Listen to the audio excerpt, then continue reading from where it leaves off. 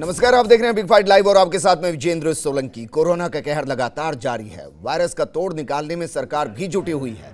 फिर भी सवालों की एक तरीके से कह सकते हैं कि झड़ी लगी हुई है। कहीं देश में मंदी तो नहीं आ जाएगी, कहीं उनकी नौकरी तो नहीं चली जाएगी, कहीं उनकी सैलरी तो नहीं काटी जाएगी। बाजार कब गुलजार होगा और व्यापार कब खुलेगा?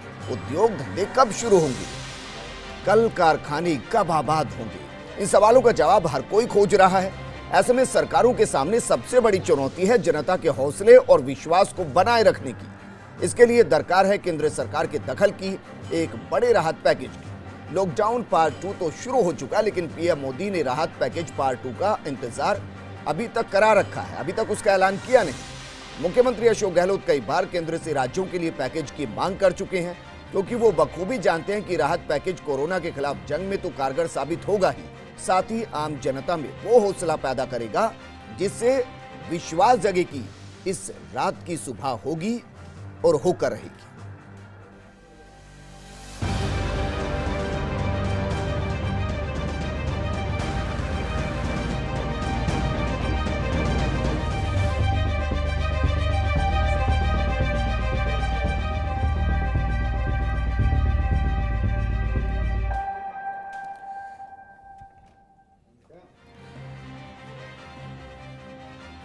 हर किसी के सामने एक ही लक्ष्य है कि पहले कोरोना के कहर पर पार पाना है और फिर अर्थव्यवस्था को पटरी पर लाना है। बढ़ती बेरोजगारी पर लगाम लगाना है, उद्योग धंधों को मंदा होने से बचाना है। यानी कि साफ है कि हौसलों से ही हारेगा कोरोना। तो कौन से फैसले लेने की जरूरत, कौन से कदम उठाने की दरकार कि घर बैठे जनता में विश्वास जगाया जा सके कि उनका और देश का भविष्य सुरक्षित है। कोरोना खत्म होगा, एक बार फिर उम्मीद का सूरज उगेगा, लेकिन बड़ा सवाल यही कि ये सब कब होगा और कैसे होगा।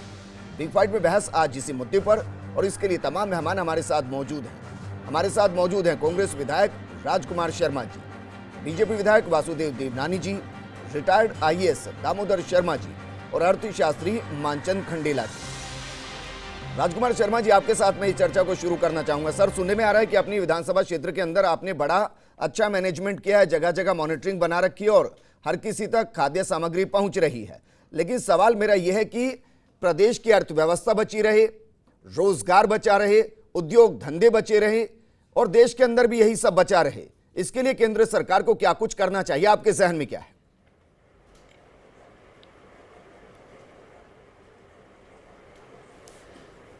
नवलगढ़ के अंदर जो खाद्य सप्लाई की बात है, मैं कहना चाह रहा हूँ कि सबको इस बात को अपनाना चाहिए, क्योंकि अभी सबसे बड़ी समस्या ये है कि लॉकडाउन के दौरान लोग घर से बाहर नहीं निकले हैं।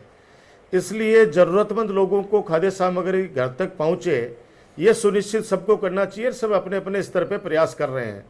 हमने और हमारी टीम ने और प्रशासन ने मिलकर 23 तारीख को ही हमने कंट्रोल रूम की स्थापना कर दी थी और उसके बाद में गांव-गांव के अंदर हमने कंट्रोल रूम स्थापित कर दिए और जरूरतमंद लोगों तक खाद्य सामग्री पहुंच रही है जी। अभी जो आपने बताया था, वास्तव में अभी पूरा देश ही नहीं, पूरा विश्व अभी असमंजस की स्थिति में है। उसके सामने बिल्कुल कोई ऐसे आशा की किरण नजर नहीं आ रही कि आगे क्या होगा।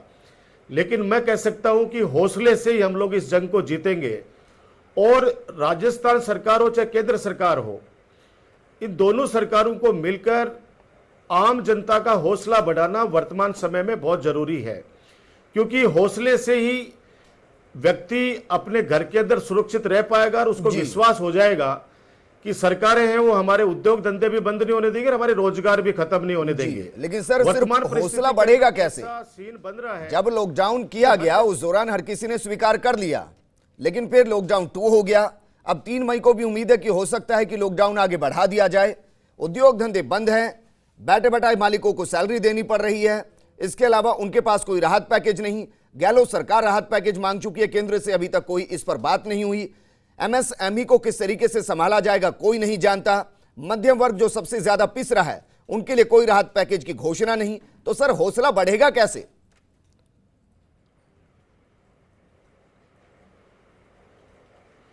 विजेंद्र, मैं आपको बता दूं कि ये चीजें अभी बिल्कुल एकदम ये काल्पनिक सवाल हो गए हैं, क्योंकि पहले तो ये लगता था कि अगर किसी देश के अंदर कोई महामारी आ गई तो किसी एक प्रदेश या दो प्रदेश में होती थी, जैसे कोई फ्लड आ गया जी। तो केंद्र सरकार सहायता देती थी।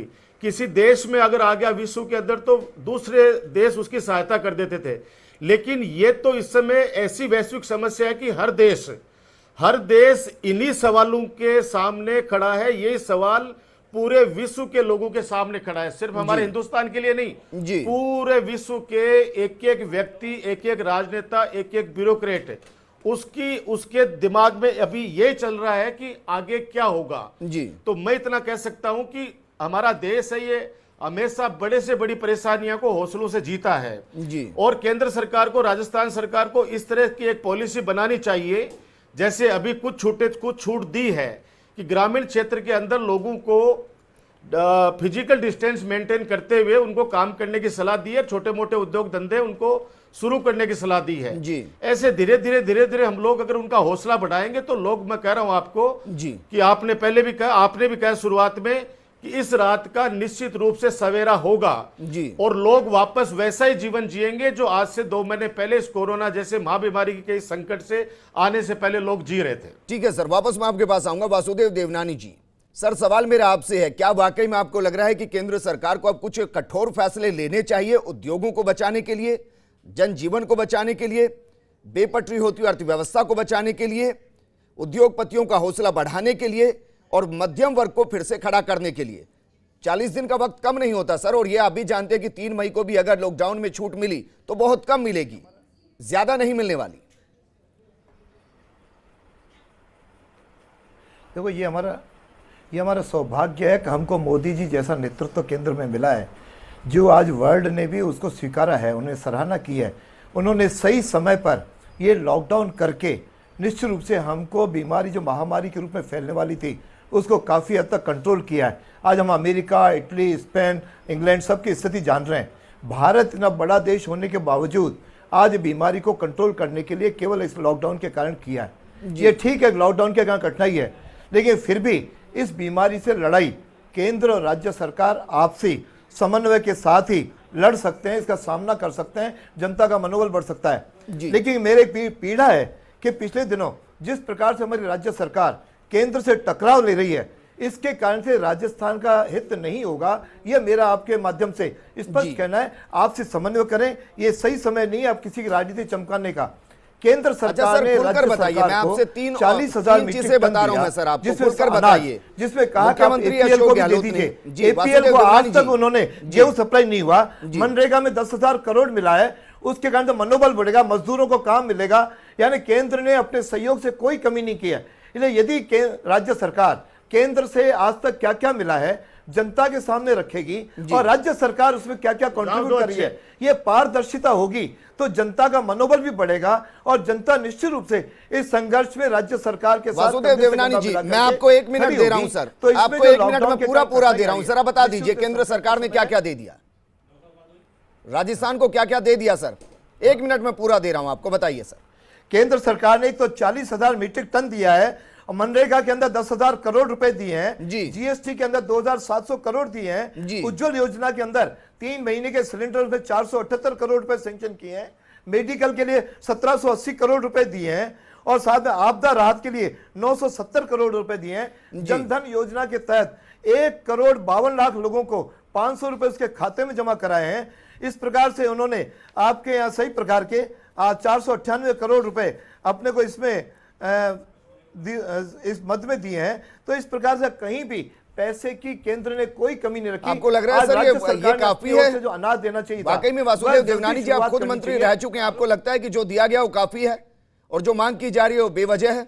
मानचंद खंडेला जी, सर आपके साथ मैं अब इस चर्चा को आगे बढ़ाना चाहूंगा क्योंकि मैंने दोनों को वक्त दिया अपनी बात को कह सके। मेरा आज का प्रोग्राम है कि हौसले से यकीनन कोरोना तो हारेगा, लेकिन वो हौसला कितना बचेगा? अगर अर्थव्यवस्था गिर जाएगी, जो छोटे लघु उद्योग हैं वो पनपने में मुश्किल होंगे, बेरोजगारी बढ़ती चली जाएगी, मध्यम वर्ग गिरता चला जाएगा, तो फिर कोरोना खत्म होने के बाद बचेगा क्या? देखिए, मैं यहाँ प्रवचन देने के लिए नहीं आया हूँ, मैं आपके सामने तथ्य रख रहा हूँ, अपनी तरफ से कुछ नहीं कह रहा हूँ जी। IMF ये कह रहा है कि करीब करीब रेट ऑफ ग्रोथ जो है वो 0 हो गई है। विश्व स्वास्थ्य संगठन कह रहा है अभी और ज्यादा विपदा के दिन आने वाले हैं। केंद्र सरकार की स्थिति कैसी है? उसने 4 जो इंस्टॉलमेंट्स हैं DA के वो फ्रीज कर दिए हैं और राज्य सरकार की स्थिति कैसी है, उन्होंने तनख्वाह में कटौती कर दी है। ये सारी बातें ये बता रही हैं कि वास्तव में जो कुछ है वो वैसा नहीं। अब मैं यहां पे ये कहना चाह रहा हूं कि आखिर हो क्या रहा है। देखिए, अभी आपने कहा केंद्र की योजनाओं से, जहां तक मुझे स्टैटिस्टिक्स का पता है, मुश्किल से 4% लोगों के पास में पहुंच रहा है। हो सकता है आंकड़ा 40 मान लीजिए, कोई दिक्कत नहीं मेरे को, लेकिन पहुंच रहा है। उसके बाद में आप कह रहे मीट्रिक टन। अभी कितनी शर्म की बात नहीं है कि आज 70 साल के बाद में आप केवल खाद्यान्न देकर और जो खाद्यान्न को पिसवाने की जो व्यवस्था है उसको बंद करके और अपने आप को ये समझ रहे हैं कि अच्छा काम कर रहे हैं। ये वास्तव में संवेदनहीनता है। दूसरी बात मैं कहना चाह रहा हूं, जिस दिन नरेंद्र मोदी जी ने कहा सब जहां हैं वहीं रहेंगे, उसी दिन कोटा में क्या हुआ, बिल्कुल 3000 बसें आई और वहां से निकाल दिया। किसको निकाल दिया? जो सूचनापूर्ण थे, जो पैसे वाले थे, जो प्रभावी थे और जो पहुंच वाले थे, उनको तो निकाल दिया। और मेरी सूचना ये करीब करीब 20 करोड़ जो प्रवासी मजदूर हैं या नए जो बेरोजगार हुए हैं वो इस देश में हैं। उनके लिए क्या किया? उनके लिए आपने लाठियां मारी, उनके लिए आपने धक्के मारे। आपने देखा उसको कि किस तरह से 10 दिन से लगातार बच्ची चलकर आ रही थी और 15 किलोमीटर पहले जो है ना वो ठीक है। मानचंद जी, प्रोग्राम सर, ये दरअसल इतिहास हो गया। मैं भविष्य की बात कर रहा हूं कि आगे पटरी पर कैसे लाया जाए। देखिए, मैं ये कहना चाह रहा हूं, ये 2-3 बातें आपसे कहना अर्थशास्त्री के नाते। अब आप इस बात को भूल जाइए कि आपके यहां पर इन्फ्लेशन रेट क्या होगी। नोट छापिए, नोट डालिए जनता में, क्योंकि जब तक आप वास्तव में लिक्विडिटी नहीं डालेंगे, परचेजिंग पावर नहीं बढ़ेगा, उद्योग लगाएंगे कैसे। दूसरी बात मैं यहां पे ये कहना चाह रहा हूं कि जो भी यहां पे उद्योग चलाने की कोशिश कर रहे हैं उन पर विश्वास करिए। जैसे आम जनता सरकार पर विश्वास करती है, सरकार कुछ नहीं करती, उसी प्रकार सरकारों को आम जनता की साथ ही जो उद्योगपति हैं उन पर विश्वास करना चाहिए। तीसरी बात मैं आप कहना चाहता हूं, उद्योगपतियों को रिलीफ फंड देना चाहिए। नहीं, बिल्कुल नहीं, मैं इसका कट्टर विरोधी हूं। सवाल ये आ रहा कि जब केंद्र सरकार के पास में और राज्य सरकार के पास में कुछ है ही नहीं तो उनको कहां से देंगे। सबसे पहले 20 करोड़ लोगों को रोटी देंगे, पानी देंगे, सैनिटाइजर देंगे, तौलिया देंगे, साबुन देंगे, धोने की व्यवस्था करेंगे, या उनको जो 50 लाख की गाड़ी में बैठकर और मुख्यमंत्री से चर्चा करने के लिए आते हैं उनके लिए करेंगे आप। मैं ये कह रहा हूं कि उन उद्योगपतियों को वास्तव अब करना चाहिए, अपनी एफिशिएंसी को बढ़ानी चाहिए, कॉस्ट ऑफ प्रोडक्शन को कम करना चाहिए, मैनेजमेंट को स्ट्रॉन्ग करना चाहिए। जो कुछ आज तक उन्होंने प्राप्त किया है उसको त्यागना चाहिए, सबके साथ में एक प्रकार का व्यवहार हो ऐसा करना चाहिए। और जो उनके संसाधन है, अगर ऐसा अगर हो गया तो फिर जब कोरोना के बाद उद्योग शुरू होंगे वो किस तरीके से होंगे? वापस मैं आपके पास आऊंगा। दामोदर शर्मा जी, आपको क्या कुछ लग रहा है सर, केंद्र से वो कौन कौन सी सहायता प्रदेश को मिलनी चाहिए या केंद्र से वो कौन कौन से फैसले होने चाहिए जिनसे जो लड़खड़ाती हुई अर्थव्यवस्था है, जिसके बारे में कहा जा रहा है कि शायद 21-22 के अंदर ही 2% जीडीपी रह जाएगी, उसको कंट्रोल किया जा सके, कोरोना को हराया जा सके और अर्थव्यवस्था को पटरी पर लाया जा सके?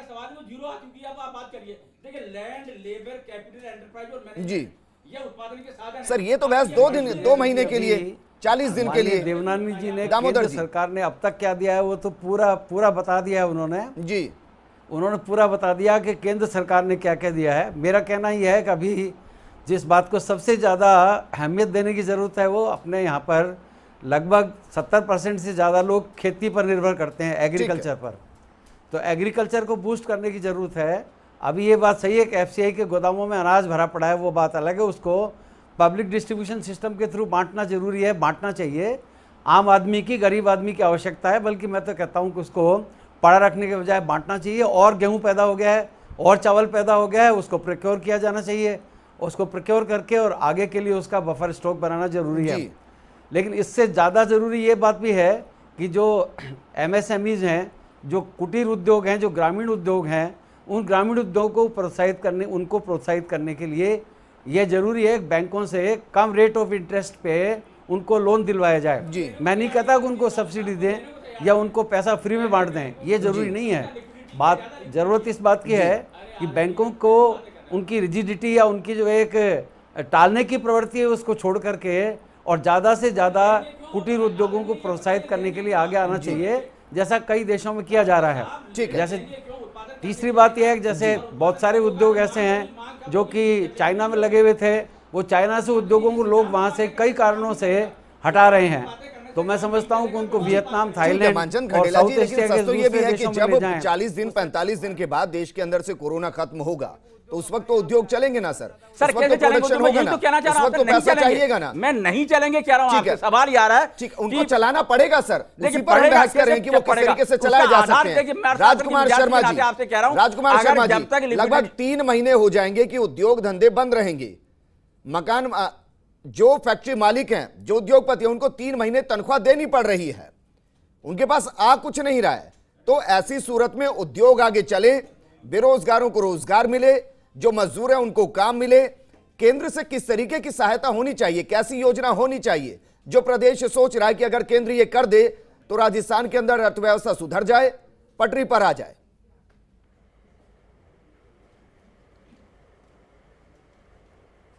देखो विजेंद्र, मैं आपको बता दूं कि अभी ये तेरा मेरा करने का वक्त नहीं है जी।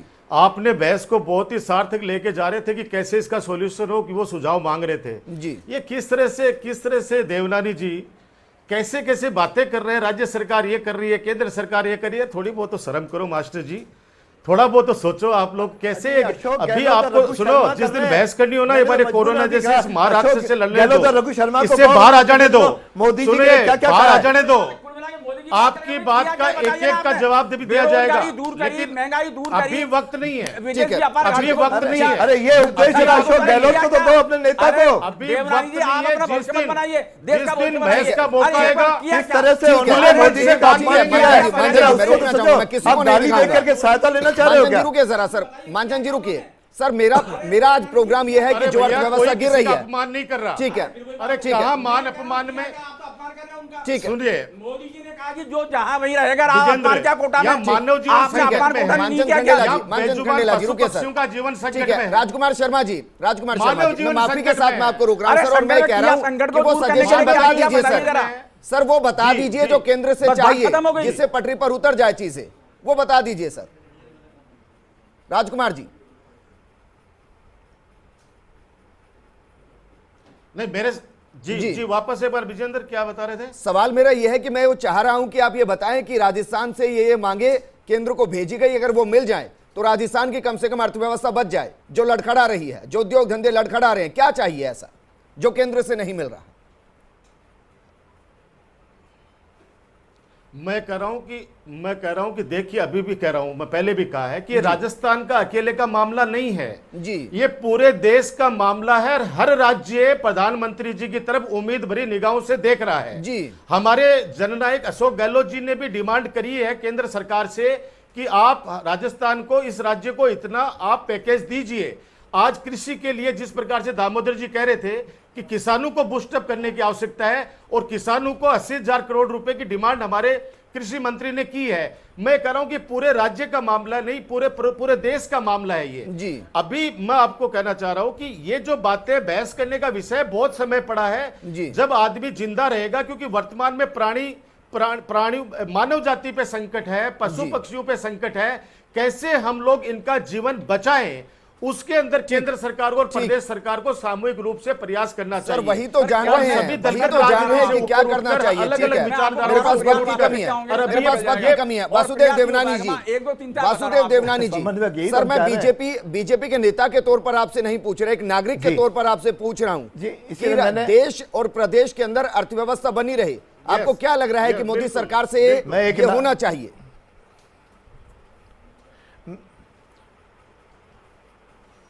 मैं एक नागरिक के नाते कह रहा हूं कि सबसे पहले तो दोनों सरकारें एक दूसरे का समन्वय करके करें। ये राजस्थान सरकार राजनीति चमकाना बंद करे तो निश्चित रूप से केंद्र का आज तक जो कुछ मिला है उसमें से कहां खर्च किया है, इसका हिसाब देने पर केंद्र जहां भी मांगोगे वो आपको मिल जाएगा। लेकिन आपने जो कुछ लिया है वही खर्च नहीं कर रहे हो तो दूसरी राशि आपको कहां से मिलेगी? उद्योगों के लिए वासुदेव देवनानी जी, 1 मिनट में खाली, अगर आप सुनना चाहें। अजी मैं कह रहा हूँ इतना सारा रुपया दिया, ये तो खर्च करो पहले। आप मनरेगा में पैसा ही खर्च नहीं कर रहे हो तो आपको दूसरी राशि कैसे मिलेगी? आपको जो कुछ मिला है उसका पहले खर्च करो, उसका हिसाब दो, फिर आप समझ ही नहीं पा रहे। मानचंद खंडेला जी, मैं आपको रोक रहा हूं सर, मानचंद खंडेला जी, मैं आपको रोक रहा हूं। ठीक है, मैं आपको रोक रहा हूं। वासुदेव देवनानी जी, मानचंद खंडेला जी रुकिए सर, मेरे पास वक्त की कमी है, प्लीज।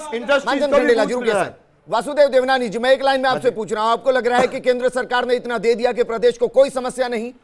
हाँ या ना में बता दीजिए सर।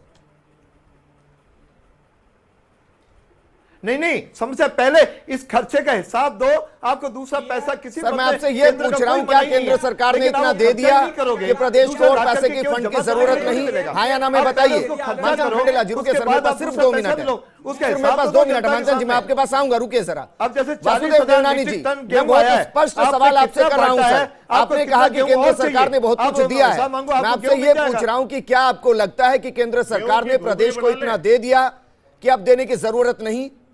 हाँ या ना में बता दीजिए सर। आप खुद मंत्री रह चुके हैं, आपको पता है सरकार कैसे चलती है। मेरा एक लाइन में उत्तर यह है, हाँ ब्रजेंद्र जी, मेरा यह है, उसका आप खर्चे का हिसाब भेजो, दूसरा आप सहायता मांगो। आप सर सहायता मांगी ही तो जा रही है, 1 लाख करोड़ की सहायता मांगी, 1 लाख करोड़ की सहायता मांगी सरकार ने, क्या हुआ सर उसका? ठीक है दामोदर शर्मा जी, लेकिन जितना दिया है आपने अभी तक गेहूं का हिसाब नहीं दिया कि 40 मीट्रिक टन कहां खर्च किया है, ये तो बताओ कितना आपने जनता को दे दिया है, ताकि दूसरा गेहूं भी आपको मिल जाए। एपीएल को आज तक अच्छा ठीक है, एक मिनट मानचंद खंडेला जी, एक मिनट। राजकुमार शर्मा जी सिर्फ एक लाइन में जवाब दीजिएगा सर इसका। वासुदेव देवनानी जी कह रहे हैं कि 40,000 मीट्रिक टन गेहूं एफसीआई के जरिए राजस्थान सरकार को दिया गया, फिर राजस्थान सरकार बाजार मूल्य पर एफसीआई से गेहूं क्यों खरीद रही है?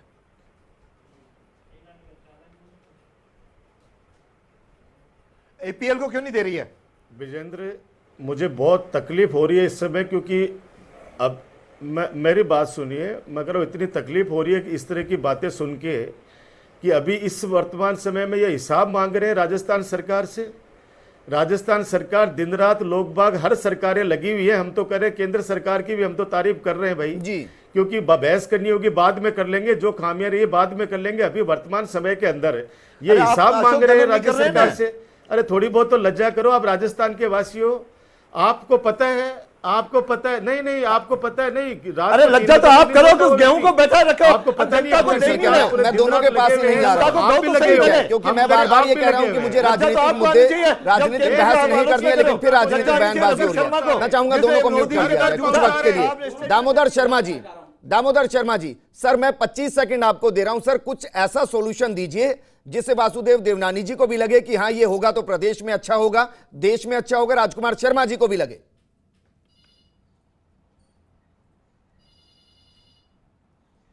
देखिए, किसानों से ज़्यादा राजस्थान में है और अन्य स्थानों पर अनाज का प्रोक्योरमेंट किया जाए, और उसका प्रोक्योरमेंट करके और जो पब्लिक डिस्ट्रीब्यूशन का सिस्टम है, जो सार्वजनिक वितरण प्रणाली है, उसके माध्यम से उसका आम आदमी को वितरण किया जाए, उसको दिया जाए, और इसके साथ साथ ही किसानों को बूस्ट पैकेजेस दिए जाएं। ठीक है मानचंद खंडेला जी, 20 सेकंड सर आपके पास, फसलें पैदा करें, 20 सेकंड सर। और हर सरकार को पीएफ से 50% पैसा विड्रॉ करना चाहिए, दूसरे महीने से इंस्टॉलमेंट में जमा कराना चाहिए। जिनकी तनख्वाह 1 लाख रुपए उनको फ्रीज कर देना चाहिए।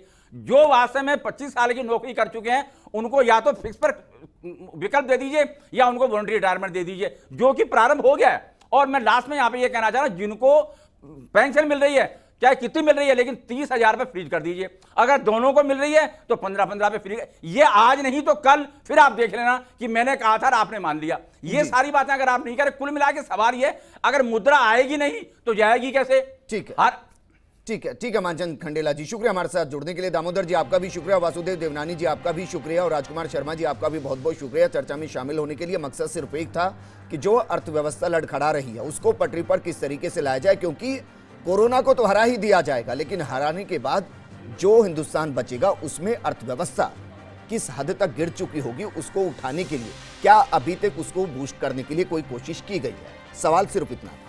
इस प्रोग्राम में फिलहाल इतना ही। आप बने रहिए फर्स्ट इंडिया न्यूज के साथ। नमस्कार।